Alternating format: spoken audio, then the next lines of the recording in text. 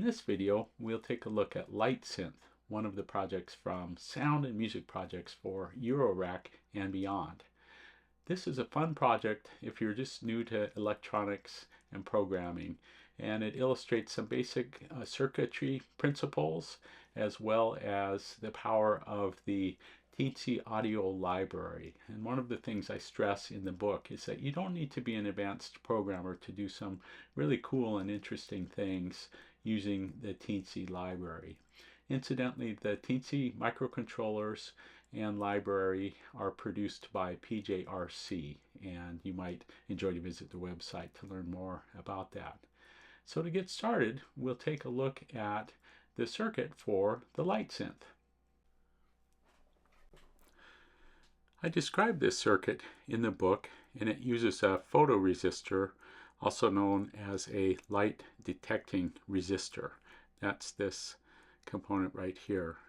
We're also using a resistor, a 10K resistor, and that essentially provides a scale for how the LDR will respond to changes in light.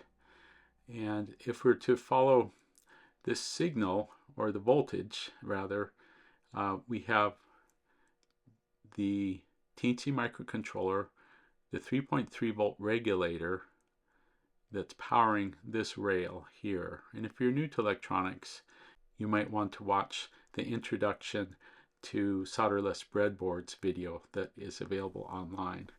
One of the things that I would stress whenever we're reading potentiometers, or in this case an LDR, we want to use that 3.3 volt regulator, not the 5 volt that's coming from the USB to power the device.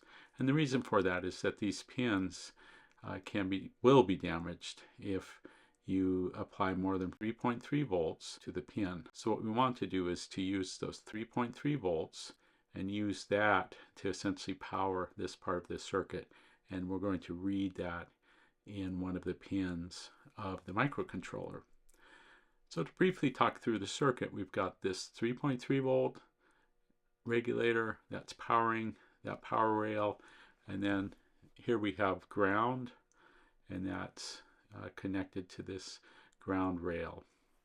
The LDR has power, so 3.3 volts going to one side. The other side we are sending to one of the analog inputs on the device. And then on that same column, we have it connecting to a resistor, which then connects to ground.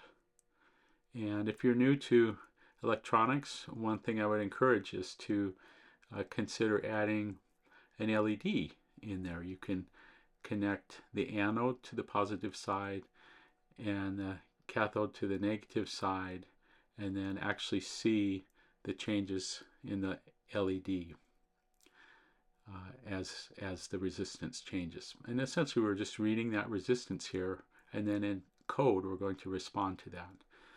Before we move on, I did want to describe here that I'm using an audio kit that's available from PJRC. It's called the PT8211, or at least it's built on that chip. And incidentally, I talk about a custom circuit in the final chapters of the book that's built around this. And so depending on your needs, you could use either the teensy audio shield, which is what I use for most of the projects in the book, or if you just need simple audio out, this is a good kit to get if you don't mind soldering an SMD component. Let's take a look at the source code and briefly walk through that.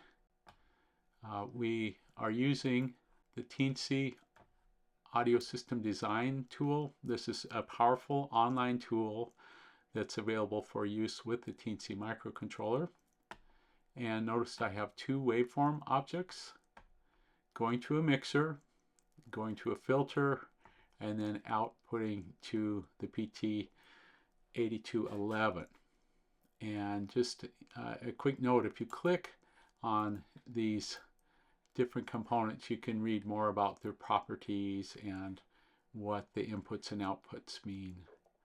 So moving back to code, oh, and I should mention, if you click export, you can copy the code for this setup into your source code here in the Teensy environment, and that's exactly what I've done here. Okay, we just have one constant. It's a detune value because I personally like the sound of the fat synthesis sound. So there are two oscillators, one of which is detuned a little bit. We have a gain on the mixer for the two channels of waveforms. I put in some default values for filter resonance and frequency, and you could, as I describe in the book, certainly hook this circuit up to an additional LDR photoresistor to control one or both of those parameters as well. We begin the waveform object, and I selected waveform square. Again, if you go back to this page on the online tool, you'll see the different types of waveforms that are available.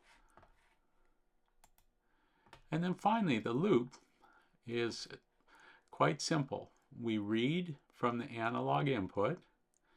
I'm subtracting 250 from that value because I wanted the frequency to be a little bit lower, but you can change that to taste.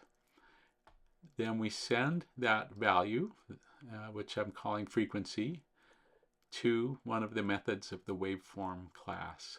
So we set the frequency of the first waveform, and we set the frequency of the second waveform, and then I'm using this detune value to offset that a little bit to get that nice phasing sound that is characteristic of old school synthesis. So let's take a listen.